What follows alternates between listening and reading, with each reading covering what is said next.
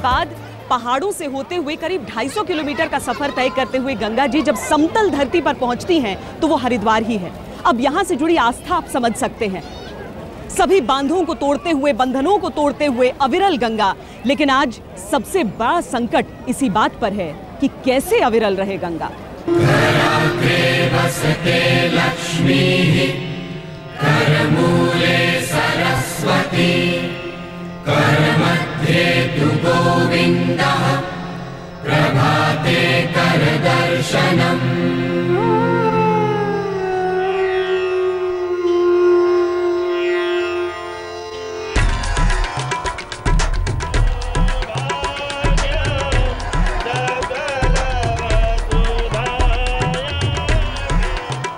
साधुओं संतों की भूमि, मोक्ष की धरती, हरि का द्वार और इस पावन धरती को अमृत से सींचती गंगा।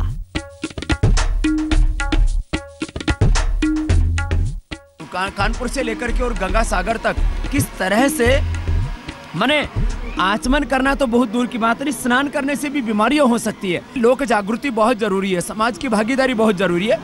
गंगा जी को कई जगह तो गंदा नाला बना दिया, माने सीवरेज का गटर का पानी उसके अंदर डाल दिया है। समाज और सरकार दोनों काम मिल करके करे तो गंगा की पवित्रता संभव है।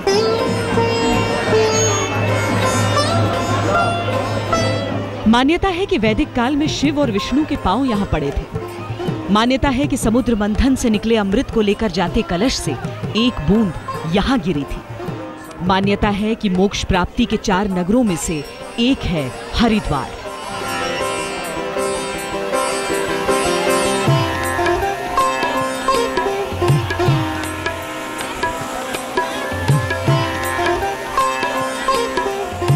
जैसा कि गंगा जी के ऊपर एक है माँ का स्वरूप मानते हैं हम, और गंगा जी को तरल ब्रह्म मानते हैं, ज्ञानी तरल ब्रह्म मानते हैं, भक्त माँ मानते हैं।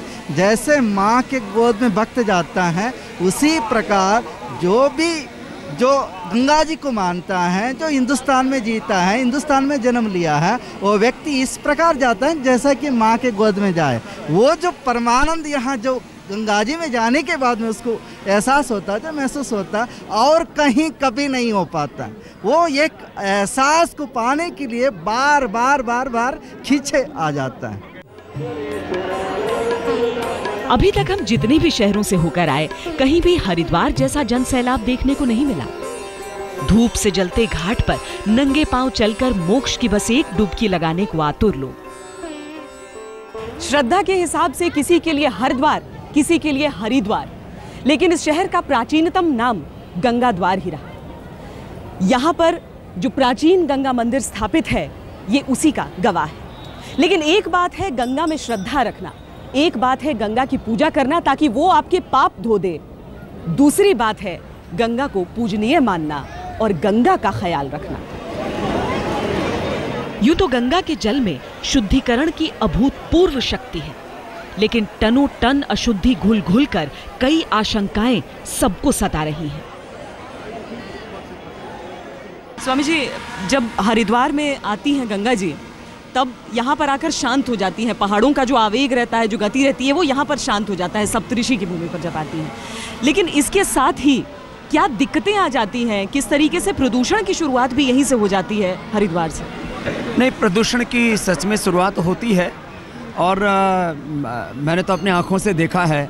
मुझे लगता है लोगों को इस दिशा में भी और थोड़ा जागरूक किया जाए और सरकार के स्तर पर भी काम किया जाए। समाज और सरकार दोनों काम मिल कर के करे तो गंगा की पवित्रता संभव है। क्योंकि आज जो हम गंगा का स्वरूप देखते हैं तो उसमें श्रद्धालुओं की तरफ से 2-3 गलतियां होती है।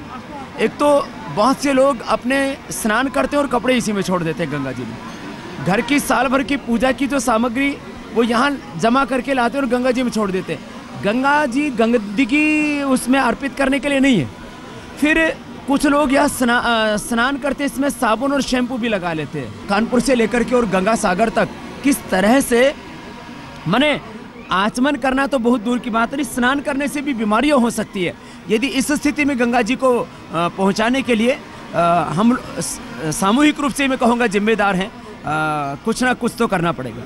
स्वामी जी, आपकी उंगली पर अभी भी मतदान का निशान हमें दिख रहा है। सरकार बनी है, आपके हिसाब से और सरकार ने एक मंत्रालय भी इसके लिए गठित कर दिया गया है। कितनी उम्मीद आपको होती है? देखिए, मनमोहन सिंह जी की जब सरकार थी तब उन्होंने 600 जिलों में गंगा जी के लिए आंदोलन किया था। आदरणीय उमा जी को ये मंत्रालय दिया गया और स्वतंत्र मंत्रालय का पहली बार गठित हुआ है। उमा जी के साथ में सहयोग करने में हमको कोई दिक्कत नहीं होगी। उनकी गंगा जी में भी गहरी आस्था है और गंगा उनके लिए कोई प्रोफेशन नहीं, उनके लिए एक ज़िंदगी का मिशन है, उनके लिए पॉलिटिकल एम्बिशन नहीं, उनके लिए वो आस्था है, विश्वास है। बदले राजनीतिक ढांचे में गंगा को प्राथमिकता दी गई। गंगा की देखभाल के लिए पहली बार एक मंत्रालय बना है। बजट में गंगा के लिए बढ़ चढ़कर ऐलान किए गए हैं। यूं तो गंगा के नाम पर सालों कई 100 करोड़ आवंटित होते रहे, लेकिन गंगा की हालत जस की तस रही। तीर्थयात्रियों का जो और टूरिस्ट का जो संख्या है वो बढ़ता चला जा रहा है, तो उसी के साथ साथ ही गंगा का पोल्यूशन, उस पर जो लोड वो बढ़ता चला जा रहा है। सिटी में डेबरी बढ़ रहा है, वो अंततोगत्वा कुछ काफ़ी उसकी मात्रा में हमारी गंगा में आता है। तो पहली बात कि कैसे से कहें, विकास के साथ और पर्यावरण के साथ कोई असंतुलन तब तक पैदा हो ही नहीं सकता जब तक हम उससे रिलेटेड मैनेजमेंट और टेक्नोलॉजी को भी साथ साथ प्रगति नहीं दें। हो क्या रहा है कि आदमियों का प्रेशर और ये समस्या बढ़ रही है, हमारी टेक्नोलॉजिकल और जो मैनेजमेंट है वो उसके साथ पैरेलल नहीं चल पा रहे हैं। इसकी वजह से थोड़ा सा अव्यवस्था पैदा हो रही है। हमको थोड़ा सा तेज गति से टेक्नोलॉजी को साथ लेकर के हम चलेंगे तो हम पर्यावरण को भी साफ रख सकेंगे और विकास भी साथ साथ चलेगा।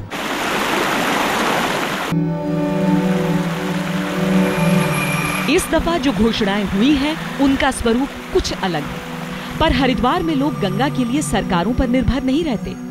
एक सदी पहले 1905 में गंगा महासभा की स्थापना हुई थी। अंग्रेजों ने गंगा नदी को बांधने की परियोजना तो 19वीं सदी में ही शुरू कर दी थी, लेकिन हरिद्वार में भीमगौड़ा बांध के विरोध में पंडित मदन मोहन मालवीय ने लोगों को लामबंद किया। हर की पौड़ी में गंगा सभा का ये छोटा सा दफ्तर पुराने जख्मों को हरने और नए आक्रमण से लड़ने में जुटा रहता है। जब हम ये कोशिश करते हैं कि ये गंगा पवित्र रहे, गंगा को प्रदूषित न किया जाए, गंगा के इसके लिए गंगा के पूज्य भाव को बढ़ाने का काम श्री गंगा सभा कर रही है। आप देखें तो सुबह और शाम गंगा जी का अभिषेक यहाँ हमारी संस्था के द्वारा होता है। लोग सुनते हैं, समझते हैं, ऐसा समझते हैं कि वो हमारे जब आरती आरंभ होती है गंगा जी की, हमारे 11 पंडित एक जैसी ड्रेस में आएंगे, गंगा जी का अभिषेक करेंगे, गंगा लहरी का पाठ करेंगे और फिर जितने व्यूअर्स आते हैं गंगा आरती के दर्शन के लिए, उन सब से दोनों हाथ उठवाकर संकल्प कराया जाता है कि गंगा हमारी माँ है। हम यहाँ संकल्प लेते हैं आज गंगा को साक्षी मानकर कि हम गंगा को प्रदूषित नहीं करेंगे। उस समय तो 1916 समझौते के तहत अंग्रेजों ने वादा किया कि कभी भी गंगा की अविरल धारा को रोकने की कोई कोशिश नहीं होगी, लेकिन आजाद हिंदुस्तान में अपनी ही सरकार ने टिहरी में गंगा को बांध दिया। बहरहाल आज चुनौतियां और बढ़ चुकी हैं।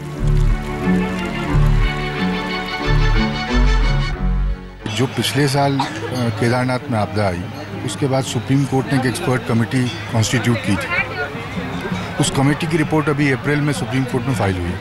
उन्होंने बहुत चिंताजनक स्थिति जाहिर की है। उन्होंने कहा है कि जो 24 परियोजनाएं बन रही हैं, बांध परियोजनाएं, उसमें से 23 को तत्काल रोकने की ज़रूरत है, नहीं तो इस तरह की आपदाएं बार बार आएंगी। उसके उलट सरकार बांध बनाने की बात भी करती है, गंगा में जहाज चलाने की बात भी करती है, लेकिन गंगा के प्रदूषण को दूर करने की कोई ठोस नीति अभी तक सरकार के सामने नहीं है। गंगा अपनी शुद्धि स्वयं करने में सक्षम है। उसको केवल एक आवश्यकता है कि उसको आप बहने दें और ह्यूमन वेस्ट जो है वो उसमें ना डालें, वो अपने जल को स्वयं शुद्ध कर लेंगे। एक डुबकी अपने पाप धोने के लिए, एक डुबकी आस्था के नाम। लोग आस्था को प्रवाहित भी करते हैं, लेकिन हमारी आम जिंदगी की तरह हमारी आस्था में भी मिलावट है। न जाने कितनी पॉलिथीन, अगरबत्ती के कितने पैकेट आस्था के नाम पर गंगा में यूं ही प्रवाहित कर दिए जाते हैं।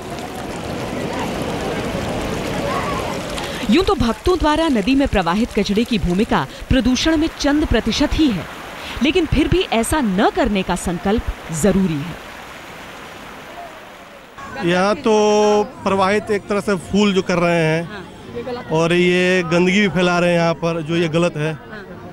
गंगा महासभा के लोग इसे स्वच्छ निर्मल बनाने की कोशिश कर रहे हैं, लेकिन जो कुछ लोग आ रहे हैं यहाँ गंदगी तो फैला रहे हैं। ये गंदा नहीं करना है, हम लोग को सुरक्षित रखना है, पूजा पाठ सब दिन के लिए जरूरी है। गंगा जी को स्वच्छ रखना ये हमारा परम धर्म है। गंगा जी को हम तो जब नहाने आते हैं, अपना पाप धोने आते हैं, तो इसका ये ख्याल रखना चाहिए कि गंगा को दूषित ना किया जाए। केवल कानून से, केवल व्यवस्था से, केवल सिस्टम बनाने से नहीं होगा। हर आदमी को समर्पित होना होगा, हर आदमी को अपना कर्तव्य समझना होगा कि नहीं गंगा जी में नहाने आए, पाप धो रहे, वहीं दातुन किया, वहीं पे फेंक दिया। पॉलीथीन कचरा लेके आए, बाहर कहीं और कूड़ेदान में डालने के बदले गंगा जी में ही डाल दिया। तो गंगा जी कोई कूड़ादान नहीं है, ये देवी देवता है। कभी मंदिर में तो ले जाके कूड़ेदान हम नहीं डालते, कूड़े का सामान नहीं डालते। तो नैतिक रूप में, मौलिक रूप में, चिंतन के रूप में, धर्म के रूप में, सिद्धांतों के रूप में अपने को समझाना होगा हर आदमी को कि जैसे दूसरे देवता हैं दिखाई नहीं पड़ते हैं, ये प्रत्यक्ष दिखने वाली देवी है। ये पहली देवी है जिसके आप दर्शन करते हैं, स्पर्श कर सकते हैं, मज्जन करते हैं और प्रत्यक्ष लाभ पाते हैं आप। एक ओर गंगा में बहते नाले हैं, दूसरी ओर गंगा का घटता जल स्तर है। पर्यावरण से कुछ ऐसा खिलवाड़ हुआ है कि गंगा तो अब अपना रास्ता भी बदलने लगी है। हरिद्वार में मूल धारा अब 3 दशक पहले की तुलना में आधा किलोमीटर दूर है। क्या है हरिद्वार में गंगा की सबसे बड़ी पीड़ा? किस लड़ाई में एक संत को गंवानी पड़ी अपनी जान? कौन है असली गुनहगार? ये हरि का द्वार है। आस्था का ऐसा सुंदर सैलाब शायद ही किसी शहर में देखने को मिलता है। यहाँ अमृत की एक बूंद ही नहीं गिरी थी, यहाँ तो गंगा जी हैं जो स्वयं अमृत हैं। दिक्कत सिर्फ ये है कि हजारों करोड़ों श्रद्धालु जो यहाँ पर आते हैं, काश कि वो श्रद्धा दायित्व भी होती, उनकी जिम्मेदारी भी बनती।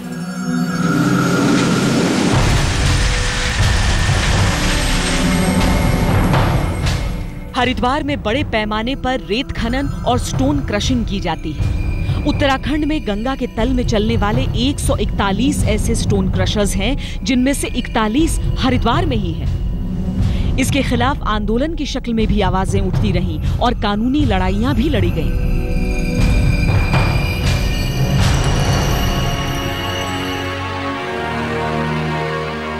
2011 में उत्तराखंड हाईकोर्ट ने एक मामले में फैसला सुनाते हुए कहा कि लगातार हो रही खुदाई और खनन ने गंगा को और गहरा कर दिया है और नदी के इर्द गिर्द सैकड़ों एकड़ जमीन में जल स्तर कम हो गया है। मिट्टी के कटाव से भी भारी नुकसान पर चिंता जताई।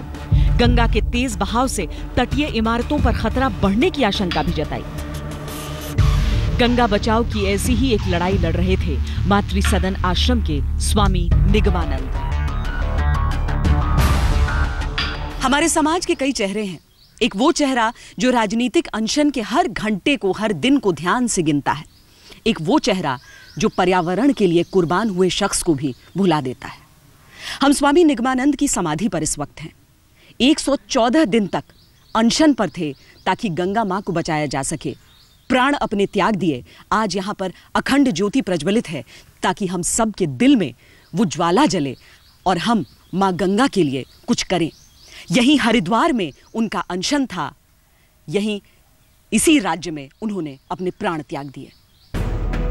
निगमानंद का अनशन गंगा के लिए था, पर व्यवसायीकरण की अंधी दौड़ में जुटे लोगों के लिए गंगा केवल जल, रेत और पत्थरों का स्रोत है।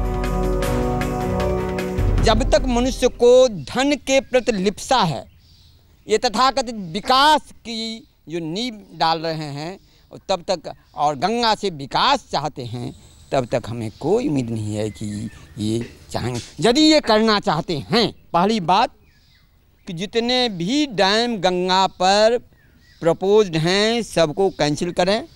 जो कंस्ट्रक्शन में हैं उसको बंद करें। जो बन चुके हैं उसमें 50% जल तत्काल प्रभाव से छोड़ें। गंगा में हरिद्वार तक पूर्णतः खनन बंद कर दें। सीवेज के पानी को ट्रीटेड या अनट्रीटेड कोई भी जल गंगा में न प्रभावित करें।